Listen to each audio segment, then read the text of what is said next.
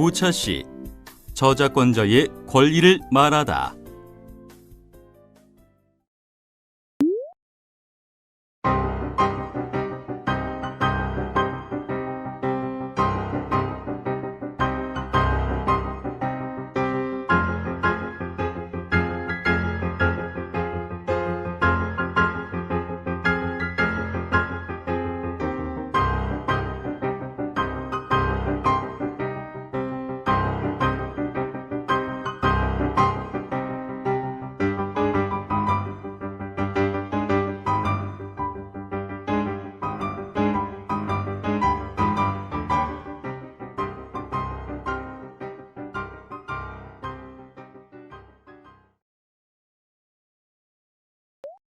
사례를 잘 살펴보았나요? 그렇다면 다음 퀴즈를 통해 이번 시간 학습할 내용을 미리 확인해 보도록 합시다. 다음 문장을 읽고 맞으면 O, 틀리면 X를 선택하세요.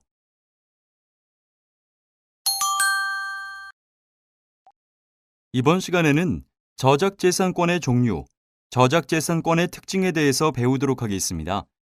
이번 시간 학습을 마치고 나면 7가지 저작재산권을 알 수 있으며 저작재산권은 양도가 가능함을 이해할 수 있습니다.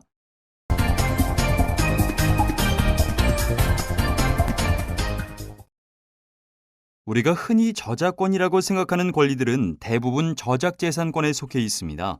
복제권이나 배포권, 공연권 등이죠. 저작재산권 7가지는 외워두면 쓸모가 많습니다. 왜냐하면 이는 열거적 권리이고 이 외에는 자유롭게 이용할 수 있다는 의미이기 때문이죠. 7가지 저작재산권으로는 다음과 같습니다. 버튼을 클릭하여 참고 자료를 확인해 보세요. 저작재산권의 종류를 살펴보겠습니다. 먼저 복제권입니다. 수업 시간에 교수의 강의를 녹음한다면 이는 복제에 해당합니다. 소설이나 논문을 필사, 등사하는 것도 복제이죠. 컴퓨터 파일을 하드디스크 드라이브나 USB 메모리에 저장하는 것도 복제에 해당합니다. 복제권은 가장 기본이 되는 권리입니다.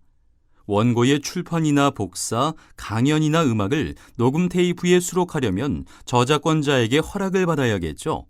또한 2012년 저작권법이 개정되어서 일시적 복제까지 복제권에 포함됨을 명시적으로 밝혔습니다. 하지만 너무 걱정할 필요는 없습니다. 컴퓨터에서 저작물을 이용하는 경우에는 원활하고 효율적인 정보 처리를 위하여 필요하다고 인정되는 범위 안에서의 일시적 복제는 저작권 침해가 되지 않습니다. 일시적 복제에 대해서는 15차 시에서 상세하게 살펴보도록 하겠습니다. 그러면 복제에 해당한다고 바로 저작권 침해가 되는 것일까요? 그렇지 않습니다. 이는 1차 시에서 본 바와 같이 저작권법에서는 권리의 부여와 동시에 권리를 제한하는 규정을 가지고 있기 때문입니다. 예컨대 복제에 해당하더라도 사적 복제라면 자유롭게 이용할 수 있는데요. 이에 대해서는 8차 시에서 살펴보겠습니다.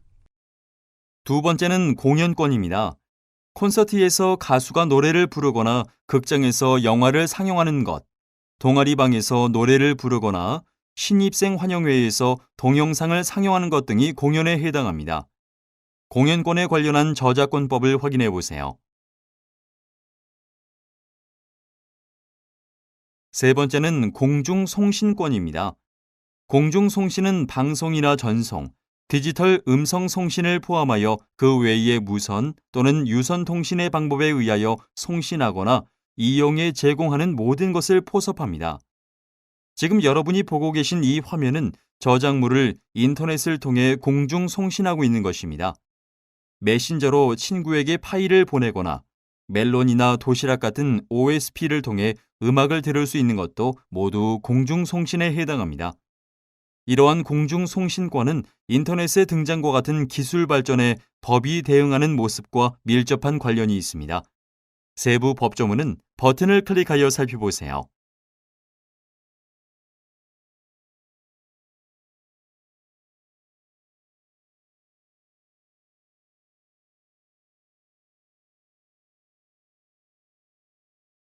공중에게 무형적으로 저작물을 전달하는 방법은 공연 외에도 방송과 전송, 웹캐스팅 같은 것들이 있습니다. 이는 기술 발전에 따른 것으로 라디오 방송과 인터넷의 등장과 밀접한 관련이 있습니다. 우리나라 저작권법에서는 방송권에 이어 전송권까지 도입하였지만 빠르게 발전하는 매체 기술의 속도를 따라잡을 수가 없었는데요. 계속해서 새로운 이용 형태가 등장했기 때문입니다. 이에 웹캐스팅과 같이 방송처럼 실시간이면서 구성원의 요청에 의해서 저작물의 전달이 개시되는 디지털 음성 송신이란 개념을 신설하였습니다. 그리고 방송과 전송, 그리고 디지털 음성 송신 등 공중이 수신하거나 접근하게 할 목적으로 무선 또는 유선 통신의 방법에 의하여 송신하거나 이용에 제공하는 것을 포괄적으로 저작권자의 통제하에 두게 되었습니다. 이를 공중송신권이라고 합니다. 네 번째로 전시권을 볼까요? 미대에 다니는 A는 자신의 그림의 복제물이 허락 없이 학생회관에 걸려 있는 것을 알게 되었습니다. 미술 저작물은 저작자의 동의를 구해야 전시할 수 있기에 이는 전시권 침해가 될 수 있습니다. 전시권은 원작품이나 그 복제물을 전시할 수 있는 권리입니다. 미술이나 사진, 건축 저작물의 저작자에게는 다른 종류의 저작물과 달리 전시권이라는 권리를 추가적으로 부여하는데요. 전시가 되려면 공중이 관람할 수 있도록 진열, 게시한 것이어야 합니다. 따라서 내 방에 걸어두고 나만 보고 있다면 이는 전시가 아닙니다. 그림의 소유자가 허락을 받지 못해서 전시를 못하는 것도 어색하죠. 저작권법은 전시권과 소유권, 나아가 위탁자 간의 이해관계를 조정하기 위한 조항을 두고 있습니다. 전시권에 관한 저작권법은 다음과 같습니다. 버튼을 클릭하여 참고 자료를 확인해 보세요.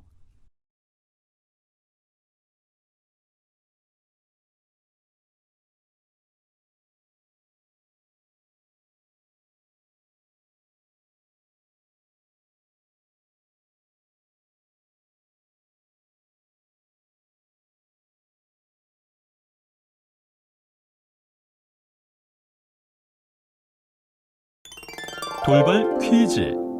문제를 보고 알맞은 답을 선택해 보세요.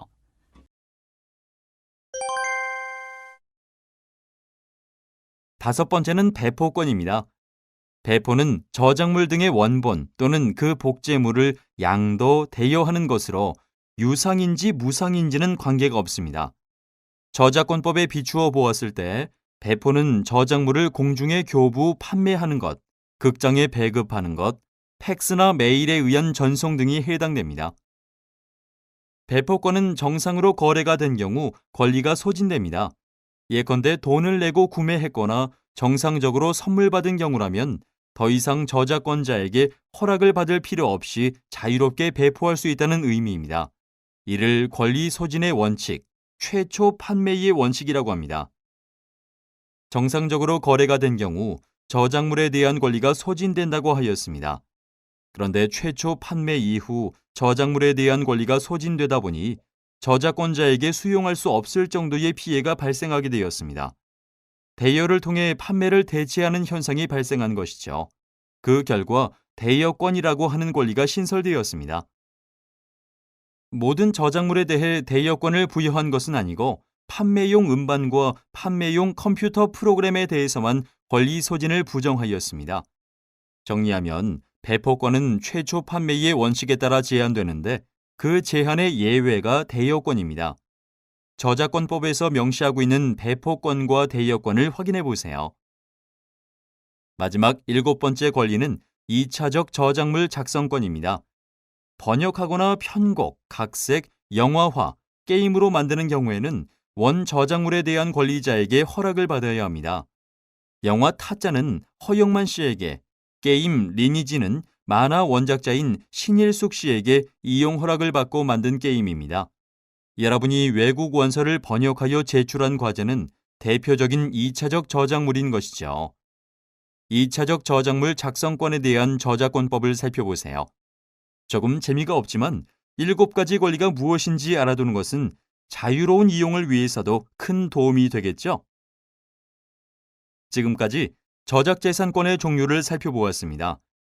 여기 있는 7가지에 속하지 않은 권리는 없는 권리이므로 자유롭게 이용하면 됩니다. 참고로 유럽연합에는 미술 저작물이 판매될 때마다 저작자에게 일부를 지불하는 추구권이란 것이 있습니다. 한국과 유럽연합의 FTA 협상 때에 우리나라도 도입을 검토하였지만 아직 우리나라 저작권법에는 없는 권리입니다.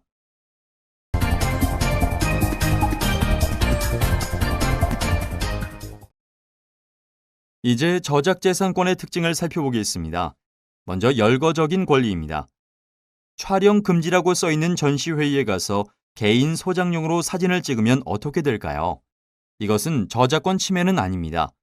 하지만 이런 행동들은 소유권 등 다른 권리에 대한 침해가 될 수 있습니다. 예외적으로 극장에서 상영 중인 영화를 도촬하는 것은 저작권법에서 금지하고 있는데요. 이는 한미 FTA 합의 사항을 반영한 것입니다. 영화 등 영상 저작물의 경우에는 그 제작에 막대한 비용이 소요되고 이를 이용함에 있어서 1차적으로는 영화관에서의 상영, 2차적으로는 비디오, DVD 등의 복제물 판매, 그 다음으로는 유선방송, 공중파 방송 등의 순서로 이용되고 있습니다. 그런데 2차적인 복제물이 제작되기도 전에 시사회나 개봉 직후의 영화를 도촬하여 인터넷 등을 통하여 소위 캠버전으로 동영상 파일을 유포하는 경우에는 저작권자와 영화산업 전반에 막대한 피해를 주게 됩니다. 그래서 사적 복제 해당 여부와 관계없이 저작권 침해로 규정한 것입니다.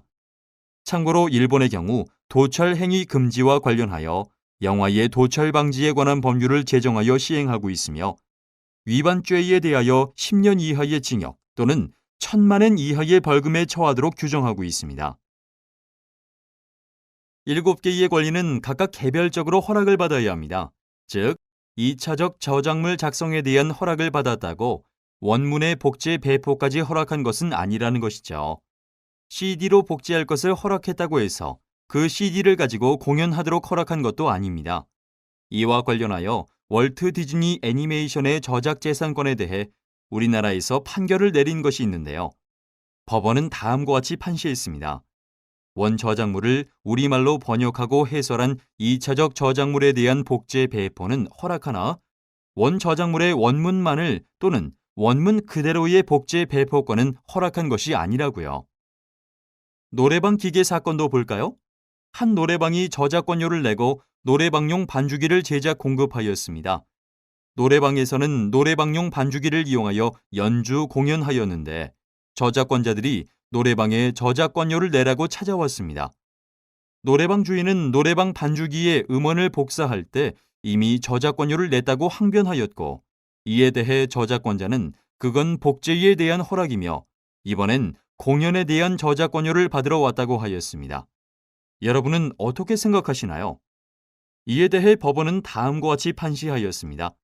사단법인 한국음악저작권협회가 노래방 기기의 제작이나 신곡의 추가 입력 시에 그 제작업자들로부터 사용료를 받고서 음악 저작물의 이용을 허락한 것은 특별한 사정이 없는 한 저작물을 복제하여 노래방 기기에 수록하고 노래방 기기와 함께 판매, 배포하는 범위에 한정되므로 한국음악저작권협회가 음악 저작물 이용을 허락한 것의 효력이 노래방 기기를 구입한 노래방 영업자가 일반 공중을 상대로 거기에 수록된 저작물을 재생하여 주는 방식으로 이용하는 데에까지 효력이 미치는 것은 아니라고요. 앞에서 살펴본 것과 같이 저작권자에게는 7가지 저작재산권이 있습니다. 저작권자에게 이용 허락을 받을 때에는 필요한 권리에 대하여 모두 허락을 받아야 합니다. 복제권에 대한 허락을 받은 것으로 공연을 할 수는 없는 것이죠. 권리자뿐만 아니라 이용자도 저작재산권 7가지를 모두 알아두어야 합니다. 노래방 사건에서 보았듯이 노래방 반주기를 만들어 노래방에서 연주하기 위해서는 복제권과 공연권에 대한 이용 허락이 각각 필요합니다. 이처럼 저작재산권의 종류를 이해할 필요성은 계약을 체결할 때 이용 허락을 받아두어야 하는 권리가 무엇인지 알기 위해서이기도 하지만 자유로운 이용을 위해서도 그렇습니다. 왜냐하면 저작권자가 행사할 수 있는 저작재산권은 위에서 배운 7가지 외엔 없기 때문이죠. 책을 볼 수 없도록 포장해 놓은 비닐을 찢어버리는 것, 서점에서 한 푼도 내지 않고 하루 종일 앉아서 책을 모두 읽어버려도 저작권법에 규정된 7가지 권리에서 관련 내용을 찾아볼 수 없기 때문에 저작권 침해는 아닙니다. 저작재산권은 양도가 가능한데요.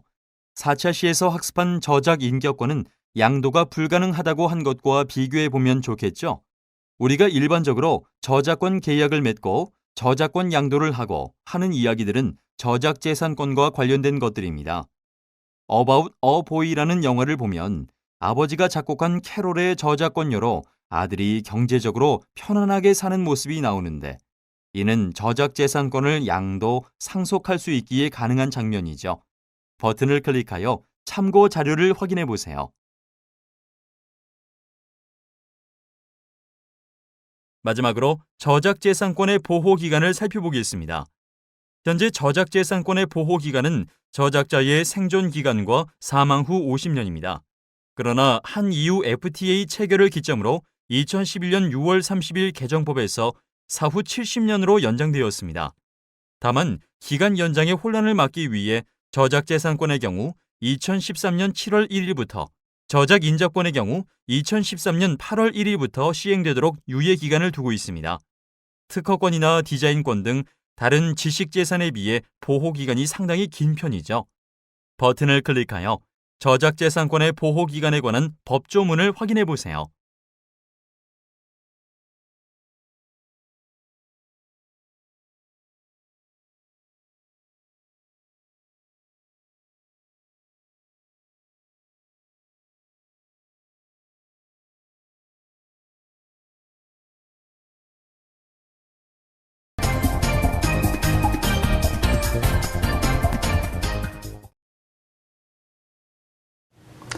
네, 이번 시에는 저작권자가 어떤 권리를 가지는가에 대해서 공부하셨습니다.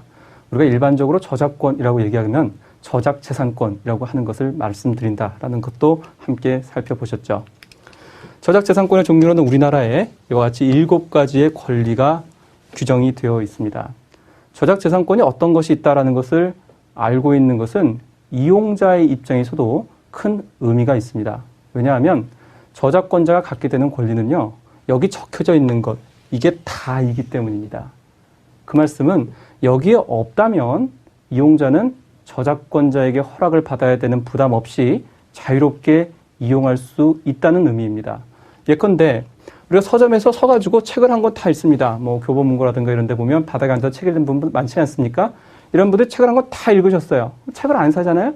그렇지만 이것은 저작권 침해와는 관계가 없습니다. 왜냐하면 저작권법 어디에서도 책을 읽지 못하게 한다, 이런 내용은 없기 때문입니다.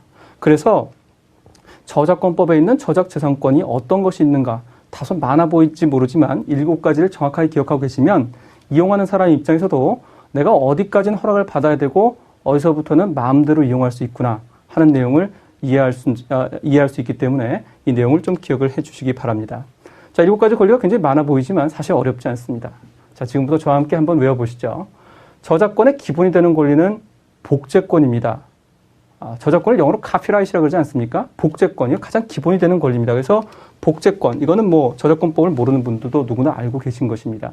사실 저작권의 2가지를 얘기하면요, 유형적 권리로 복제권, 그리고 무형적인 권리로 공용권이 2가지를 얘기하는데요. 먼저 복제권에 대한 얘기만 보시면 요 밑에 3번째까지는 그냥 같이 외워집니다. 왜냐하면 복제를 했으면 뭘 하겠습니까? 여러분이 불법 복제를 했다고 생각해 보세요. 여기 불법 복제 CD를 10,000장을 찍었습니다. 그럼 이걸 뭐 해야 되겠습니까? 팔아야죠. 판다는 것은 누군가에게 나눠준다는 겁니다. 양도한다는 건 배포권입니다. 자, 이 2가지만 있었는데요. 최근에 새로 생긴 권리가 대여권이라는 권리입니다. 대여권은 모든 저작물에 적용되는 것이 아니고 음반과 소프트웨어에만 적용이 되는 것인데요.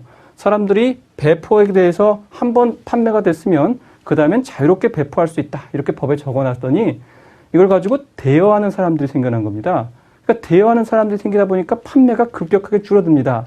그래서 음반과 컴퓨터 소프트웨어에 대해서는 대여를 할 때도 허락을 받아라, 이렇게 얘기를 해놓고 있습니다. 자, 엄밀히 말하면 배포권의 예외의 예외가 대여권입니다. 자, 그래서 이 3개는 묶어서 같이 기억을 하시면 됩니다. 자, 제가 아까 말씀드렸던 듯이 저작권의 2가지 기본이, 유형적 이용의 대표적인 것이 복제권이고요. 무형적 이용의 대표적 사례가 공용권입니다. 옛날에는 책이란 것이 귀하기 때문에 낭독회 같은 거를 했습니다. 저녁을 먹고 이렇게 마을에 모여가지고 한 사람이 책을 읽어주는 거죠. 이게 공연입니다. 이런 걸 할 때 허락을 받아라라고 했던 것인데요. 기술이 발전하면서 우리가 한 자리에 모이지 않아도 그 사람이 책을 읽는 것, 노래를 부르는 것을 들을 수 있게 됐습니다. 강원도에서 밭을 맺는 할머니도 나훈아 오빠의 노래를 들을 수 있게 됐지 않습니까? 그것은 왜 그렇습니까? 라디오, 방송이 생겼기 때문입니다. 지금은 인터넷, 전송이 생겼죠. 이런 모든 전달을 우리가 공중송신권이라고 하는 것으로 포괄을 해놨습니다. 이것이 무형적 이용이죠. 이 5가지만 딱 기억을 하시면 그 외 2가지는 덤입니다. 이것은 그냥 별도로 기억을 하시면 되는 것인데요. 예컨대 해리포터 영화를 만들 때 원작을 쓴 소설가한테 허락을 받아야 되겠죠. 이런 것을 2차적 저작물 작성권이라고 하고요. 미술, 사진, 건축 저작물에만 있는 아주 특수한 권리가 있습니다. 이것이 전시권이라는 것입니다. 전시권은 미술, 사진, 건축 저작물에만 존재합니다. 예컨대 어문 저작물에는 전시권이 없어요. 그러니까 서점에다 내가 책을 전시할 때 저작권자에게 허락을 받을 필요는 없는 것이죠. 자, 그래서 이 권리 내용을 정확하게 기억해 두시고 계시면 내가 어디까지 이용을 할 수 있고 어디서부터는 허락을 받아야 되는가 하는 내용에 대해서 이해를 하실 수 있을 거라고 생각이 됩니다. 자, 우리가 이 천층을 계속해서 바라보고 있는데요. 저작권법의 목적은 문화 발전을 위한 것이죠. 이렇게 해서 문화를 발전시키는 것이고요. 문화를 발전시키기 위한 수단으로서 권리를 보호하고 공정한 이용을 도모한다. 이 얘기를 계속해서 하고 있습니다. 자, 우리가 지금까지 살펴봤던 것은 누가 권리자가 되고 어떤 것에 대해서 저작권을 부여하며 그 권리는 어떤 것이 있다. 즉, 이쪽 부분을 살펴봤습니다. 자, 이제 다음 차시부터는 원활한 이용을 위해서, 공정한 이용을 위해서 저작권법이 어떠한 내용을 두고 있는가 하는 것에 대해서 같이 살펴보도록 하겠습니다. 학습 내용을 충분히 숙지하셨나요? 오늘 학습한 내용과 관련된 문제를 생각해 보도록 합시다. 주어진 문제에 대한 여러분의 생각을 작성해 보세요. 여러분이 작성한 내용은 저장하여 다시 확인할 수 있습니다. 내용을 저장하고 난 뒤 교수님의 팁도 확인해 보세요. 오늘 학습한 내용을 퀴즈를 통해 다시 한번 확인해 보시기 바랍니다.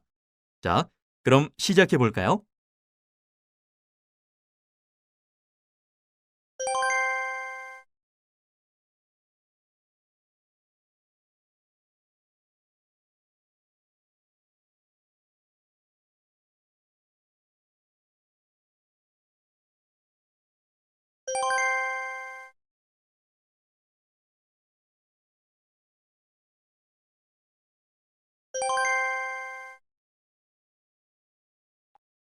이번 시간에는 저작재산권의 종류, 저작재산권의 특징에 대해서 학습하였습니다. 배운 내용을 정리하면서 학습을 마무리해 보세요.